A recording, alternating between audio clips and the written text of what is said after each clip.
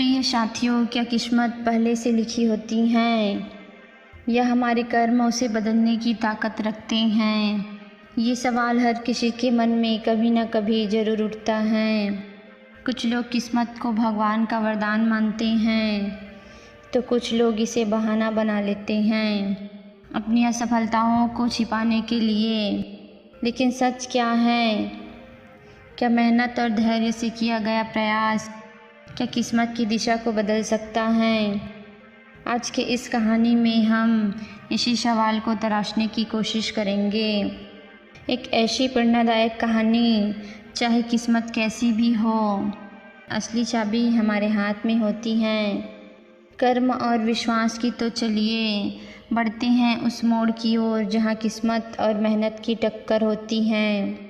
तो चलिए कहानी की शुरुआत करते हैं। इस कहानी की शुरुआत एक गांव हनीपुर से होती है, जो चारों ओर हरे भरे होते हैं। गांव के लोग सीधे और मेहनती होते हैं। उनके चेहरे पर ईमानदारी की झलक साफ दिखाई देते हैं। यहाँ के लोग भाग्य को बहुत मानते थे।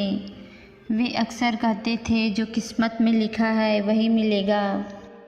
मेहनत तो बस एक रस्म है। गांव में एक परिवार था जो कई पीढ़ियों से खेती करता आ रहा था। इस परिवार के मुखिया का नाम रघुराम था, जो एक कर्मठ किसान था, जिनका विश्वास था धरती माँ के साथ किया गया कर्म कभी व्यर्थ नहीं जाता है। रघुराम के दो बेटे थे, गोपाल और मोहन। रघुराम अपने बच्चों को यह सिखाते थे, मेहनत ही इंसान का सबसे बड़ा धर्म है।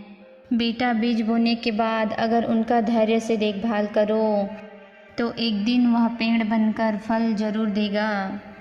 किस्मत का सहारा वही ले सकता है जो पहले से मेहनत की राह पर चलता हो। गोपाल, जो बड़ा बेटा था, वह अपने पिता की बातों को दिल से मानता था। वह खेतों में दिन रात पसीना बहाता और हमेशा सकारात्मक सोच रखता। उसे यकीन था उनकी मेहनत उनको उसका हक जरूर दिलाएगा। लेकिन मोहन का स्वभाव बिल्कुल इससे अलग था। वह भाग्य में अंधविश्वास रखता था। उसे लगता था कि मेहनत से कुछ नहीं बदलता, जो किस्मत में है वही मिलेगा। ऐसी सोच ने उसे आलसी बना दिया। वह अपने काम को दूसरों पर टालने लगा और खुद जिम्मेदारियों से भागने लगा। समय बीतता गया। एक दिन गंभीर रूप से रघुराम बीमार हो गया और कुछ ही दिनों में उनका निधन हो गया। अब पूरे परिवार की जिम्मेदारी गोपाल के कंधों पर आ गया। उसने अपने पिता की तरह खेत को संभाल लिया। जीवन की हर कठिनाई को मेहनत से, धैर्य से झेलना शुरू किया। दूसरी ओर मोहन पूरी तरह से लापरवाह हो चुका था। वह दिन भर ताश खेलता रहता, भाग्य की बातें करता और दूसरों की मेहनत पर ताने कसता रहता। गोपाल कई बार अपने भाई को समझाने की कोशिश करता, जब तक तुम मेहनत नहीं करोगे तो किस्मत भी अपना दरवाज़ा नहीं खोलता। तुम ऐसे ही बैठे रहोगे तो समय तुम्हें पीछे छोड़ देगा। लेकिन मोहन हर बार हंसते हुए कहता है, किस्मत जब पलटेगी तो सब कुछ खुद ब खुद बदल जाएगा। मेहनत करने वाले को तो हमेशा संघर्ष ही मिलता है। गोपाल ने हार नहीं माना। वह जानता था धैर्य और कर्म ही मिलकर किसी की किस्मत को बदल सकता है। एक दिन गांव में यह खबर फैली कि पास के गांव में एक ज्ञानी संत आए हैं, जो जीवन के गहरे रहस्य को जानते हैं। लोग दूर दूर से उनके दर्शन के लिए आने लगे। जब यह खबर गोपाल और मोहन दोनों को पता चला तो दोनों ने सोचा, क्यों न इस संत से मिला जाए। इस संत से मिलकर अपने जीवन के बारे में पूछा जाए। अगले दिन दोनों भाई संत के आश्रम पहुँचे। संत ने कहा, तुम दोनों कौन हो और क्यों आए हो? गोपाल ने महात्मा जी से कहा, मैं सालों से मेहनत कर रहा हूँ, लेकिन मेरा किस्मत बदल नहीं रहा है। क्या मेरा किस्मत बदलेगा? महात्मा ने कहा, बेटा, किस्मत तभी बदलती है जब कर्म और धैर्य साथ हो। सिर्फ कर्म करना आवश्यक नहीं है, कभी कभी धैर्य रखना भी आवश्यक होता है।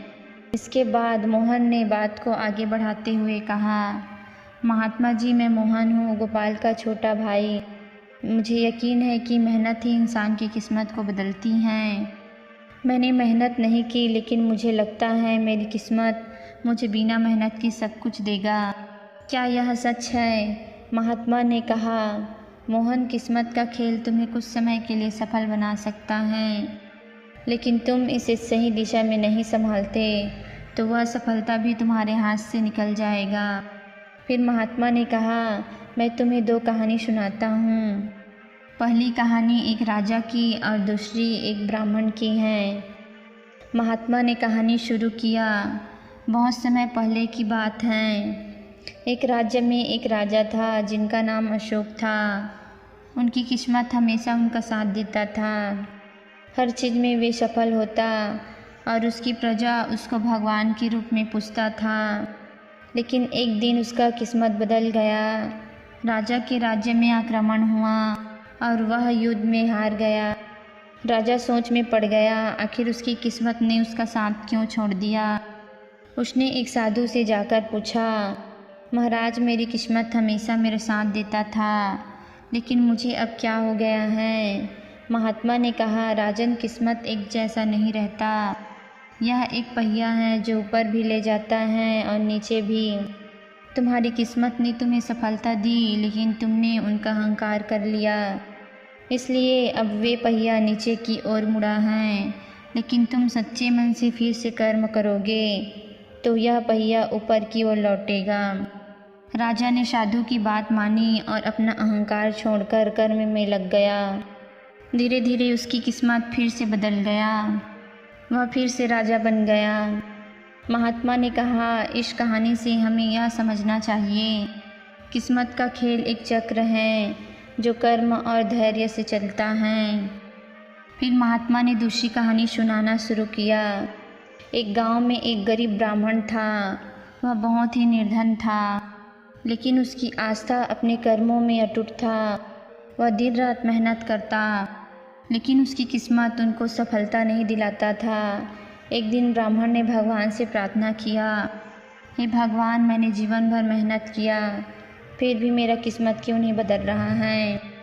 भगवान ने उसे सपने में आकर कहा, तुम्हारी किस्मत बदलने वाला है, परंतु याद रखो, तुम्हारी मेहनत ने ही तुम्हारी किस्मत को इस मोड़ पर लाया है।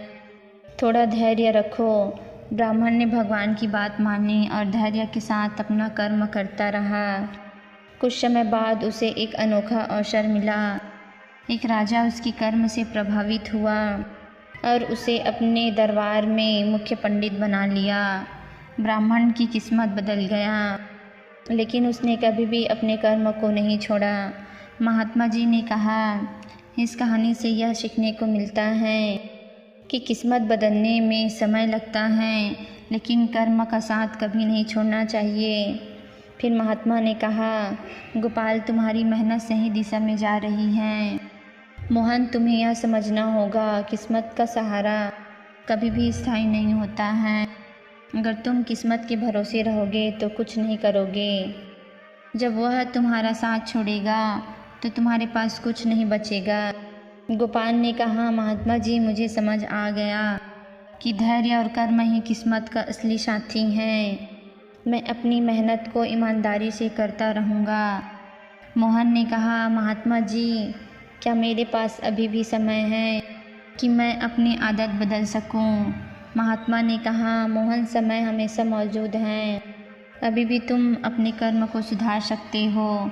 किस्मत तभी तुम्हारी साथ देगी जब तुम उसे अपने साथी मानोगे। महात्मा जी की शिक्षाओं ने दोनों भाई के जीवन में एक नई रोशनी भर दी और गोपाल ने अपने भाई से कहा, अब वक्त आ गया है इस भूमि को फिर से सोना उगलने वाली धरती बनाने की। महात्मा जी ने जो हमें ज्ञान दिया था वह सुनने के लिए नहीं था, बल्कि उसे जीवन में उतारने के लिए है। मोहन ने अपने भाई से कहा, मैं अपनी पुरानी आदत छोड़कर मेहनत करने को तैयार हूँ। यहीं से दोनों भाइयों का यात्रा शुरू हुआ और देखते ही देखते खेतों में फसल लहराने लगे और गांव के लोग इन दोनों भाइयों से प्रेरणा लेने लगे। दोस्तों, इस कहानी से हमें यह सीख मिलता है कि कर्म और धैर्य से किस्मत को बदला जा सकता है। दोस्तों, अगर यह वीडियो आपको अच्छी लगी हो तो हमारे चैनल को सब्सक्राइब और वीडियो को लाइक शेयर ज़रूर करें, ताकि आपके लिए नए नए वीडियो डेली लाते रहें।